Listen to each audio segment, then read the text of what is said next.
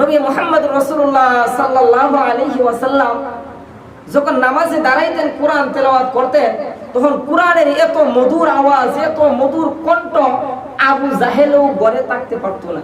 কি করতো না? গড়ে থাকতে পারতো না। আবু জাহেল, উতবা, সাইবা সবাই আইসা তিনজন তিন কোণায় কোরআন শুনে। তো একদিন পরামর্শ করলো, আমরাই তো এই কোরআনের বিপক্ষে কথা বলি, আমরাই তো এই কোরআন মানুষকে না শোনার জন্য বলি, কিন্তু এখন যদি আমরাই কোরআন শুনি তাহলে মানুষের অবস্থাটা কি হইবে?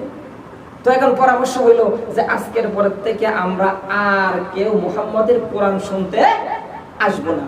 ঠিক পরামর্শ অনুযায়ী রাত্রে নবী করিম সাল্লাল্লাহু আলাইহি ওয়াসাল্লাম যখন নামাজে দাঁড়িয়ে গেলেন, তখন আবু জাহেল চিন্তা করলো, আরে আজকে তো উতবাও আইতো না, আজকে তো সাইবাও আইতো না, আমার সুবর্ণ সুযোগ, আজকের এই সুযোগ আমি হাতছাড়া করতাম না। ঘুম আসে না আপনি কোরআন শোনেন?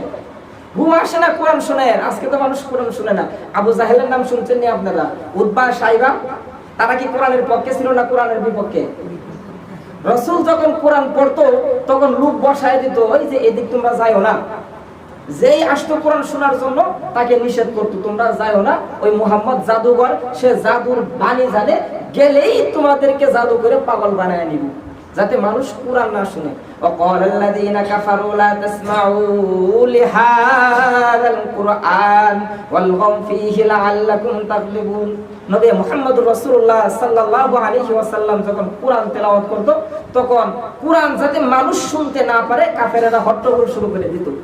তো যেই কথাটা বলতে চাইতেছিলাম, নবী মুহাম্মদুর রাসূলুল্লাহ সাল্লাল্লাহু আলাইহি ওয়াসাল্লাম রাতের অন্ধকারে নামাজ পড়ে। কি পড়ে? নামাজ পড়ে। আর নামাজে আমরা কি তেলাওয়াত করি? কোরআন তেলাওয়াত। এই যে তারাবির নামাজ পড়ি, আমার তো অনেক মজা লাগে। এই যে নামাজে দাঁড়াই, তারাবির নামাজ কোন সময় শেষ হয়ে যায় আমি কইতে পারি না।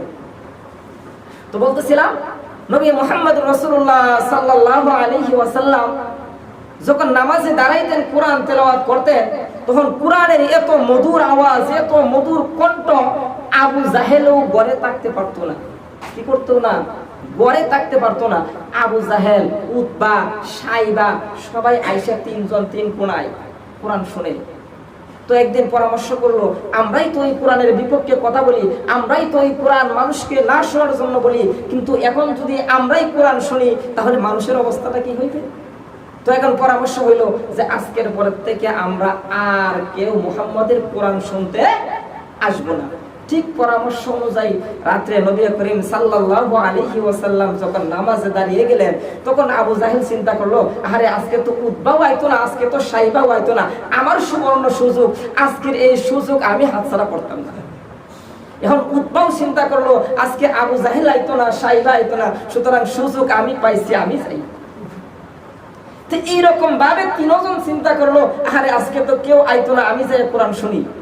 তো মুহতারাম হাজরিন, রাসূলের নামাজ শেষ, যাওয়ার রাস্তা একটাই, সকালবেলা তিনজন একসাথে সাক্ষাৎ। কি ব্যাপার, তুমি না বলছিলা আইতা না? হ্যাঁ, তুমিও তো বলছিলা আইতা না, তুমিও তো বলছিলা আইতা না। তাহলে তো এই জন্য মুহতারাম হাজরিন, কোরআন শুনেন, কোরআনের আজমত একবারে দিলের ভিতরে ঢুকান, আপনার ঈমান পয়দা হইব, আপনার ঈমান বাড়তেই থাকবো। আপনার ঘুম হয় না, আপনি সূরা ইয়াসিন চালু করে দেন, দেখবেন আপনার ঘুম এমনিতেই হয়ে যাইব। তো এই জন্য মুহতারাম হাজরিন, কানের হেফাজত করতে হবে। কি করতে হবে? কানের হেফাজত। আল্লাহ রাব্বুল আলামিন এই কান সম্পর্কেও আমাদেরকে জিজ্ঞাসা করবেন। এই যে ইন্নাস সামআ, আস-সামউ সুন্নাহ, শোনা কোরআনের আয়াত। তো আল্লাহ রাব্বুল আলামিন বান্দাকে জিজ্ঞাসা করবেন, বান্দা এই যে কানটা দিছিলাম, এই কানটাকে গান শোনার জন্য তোমারে দিছিলাম? ওয়াজ মাহফিল হয়েছিল, কোরআন হয়েছিল, কোরআনের অডিও আছে, ওয়াজের অডিও আছে, শুধু গানের অডিও আছে তা না, সবকিছুরই তো অডিও আছে, এগুলো শুনলা না কেন? একটু হিসাব দেওয়া, এই কানটা দিয়ে কি শুনছো?